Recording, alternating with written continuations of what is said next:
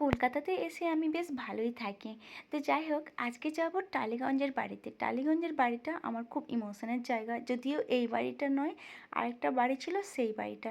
তো সকালবেলা সুইমিং গেলাম, সুইমিং থেকে এসে আমরা চলে এসেছি টালিগঞ্জের বাড়িতে। এই বাড়িটা অনেক পুরনো বাড়ি, এটা সন্তাই বড় হয়েছে এই বাড়িতে। তো এই বাড়িতে এসেছি, এটা বাবার খুব ইমোশনের জায়গা, বাবা খুব শান্তি পায় এখানে এলে। তো বাবা আজকে আমাকে দেখাতে নিয়ে এসেছিলো। এই বাড়িটা আমি একবার এসেছিলাম আর এই প্রথমবার এলাম, মানে দ্বিতীয়বার এলাম। মানে কোনোদিন এই বাড়িতে খুব একটা আসা হয় না। এটা সন্তাই বড় হয়েছিল এই বাড়িতে। দেখো যা জিনিস ছিল সব কিছু রয়ে গেছে, ফ্রিজ, শকেস, সব কিছু। মানে এইগুলো এখানে আসে, ওরা মাঝে মাঝে রান্না করে খেত আগে মামুনি বাবা। এখন যা অবস্থা হয়েছে, তারপরে ওখানে 2-3 ঘন্টা কাটিয়েছিলাম। কাটানোর পরে আমরা সামনের একটা দোকানে মিষ্টি খেলাম, মিষ্টি, দই বড়া, অনেক কিছু খেলাম, সিঙ্গারা।